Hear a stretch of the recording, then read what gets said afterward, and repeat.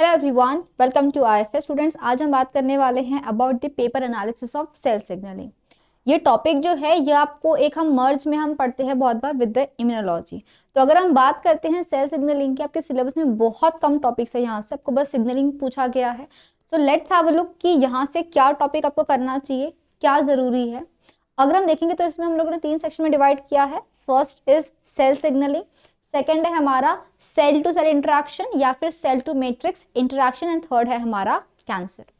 देखा जाए तो आपको जो पहला टॉपिक है सेल सिग्नलिंग, यहाँ से आपको कंसिस्टेंटली क्वेश्चंस हर साल देखे गए हैं। Don't miss this.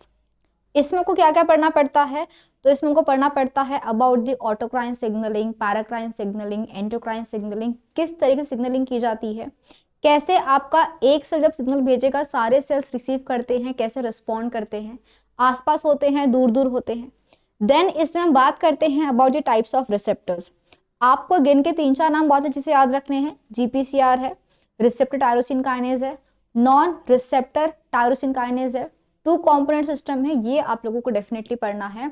और सिग्नलिंग किस तरीके से की जाती है, कौन से होते हैं सेकेंडरी मैसेंजर्स, क्या होते हैं सेकेंडरी मैसेंजर्स, किसके एक्टिवेशन से क्या एक्टिवेट होता है। तो आपको ऐसे क्वेश्चंस मिल सकते हैं from this cell signalling topic. कौन से हॉर्मोन्स है, रिसेप्टर्स कौन सा है उनका, कौन से मॉलिक्यूल्स है जो डायरेक्टली क्रॉस कर सकते हैं, कौन से मॉलिक्यूल्स रिसेप्टर्स के थ्रू जाते हैं, which messengers are hydrophobic, which are hydrophilic, किस सिग्नल से क्या रिस्पॉन्ड आता है, ये आप लोगों को यहाँ से पूछा जाता है। देन अगर हम बात करते हैं सेल टू मैट्रिक्स इंटरेक्शन, तो यहाँ से आपको अब तक सिर्फ एक ही क्वेश्चन पूछा गया है 2021 के अंदर। सो इन दिस टॉपिक ये भी आपके लिए काफी इजी है, बट आपको मैं बोलूंगी तो अगर आपको इसको प्रिपेयर करना है तो कैसे प्रिपेयर करोगे आप इसको, जस्ट रिमेंबर इसके लिए आप ना 1-2 चार्ट बना लो, ठीक है। How the cells interact, cell to cell, cell to matrix. आपके इसमें 4 ही टाइप्स आते हैं, वो आप 4 टाइप्स लिख लेना। वहाँ पे फोकल एडहेजन है, देन अडियरेंस जंक्शन होते हैं, डेस्मोसोम्स है, हेमीडेस्मोसोम्स है, उसमें कौन कौन से मॉलिक्यूल्स इंटरेक्ट करते हैं, ठीक है। आपको यहाँ पे याद रखने पड़ते हैं कुछ सेल एडहेजन मॉलिक्यूल्स, ठीक है। और देखो मैंने देखा हुआ है बहुत बार कि इसके जो क्वेश्चंस होते हैं ना, ये क्लब किए जाते हैं विद दी सेल साइकिल। पूछा गया था जो तो following is not involve in the cell cycle, तो उसके ऑप्शंस में से आपका ये भी एक आंसर दिखा गया है।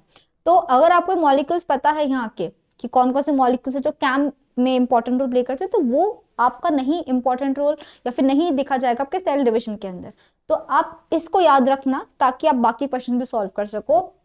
And lastly we have is this cancer. Cancer से एक क्वेश्चन यहाँ है, एक क्वेश्चन यहाँ है, एक क्वेश्चन यहाँ है।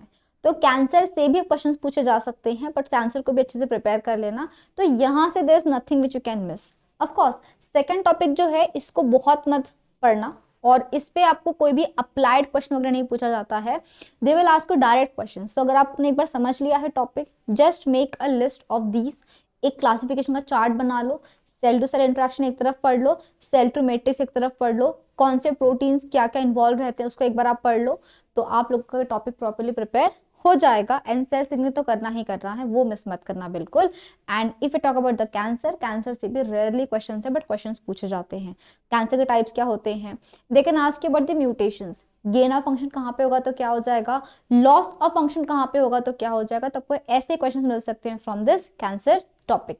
सो प्रिपेयर वेल। छोटा सा टॉपिक है, कम टाइम लगेगा, बट आपको अच्छे मार्क्स ले सकता है और बहुत इंटरेस्टिंग है।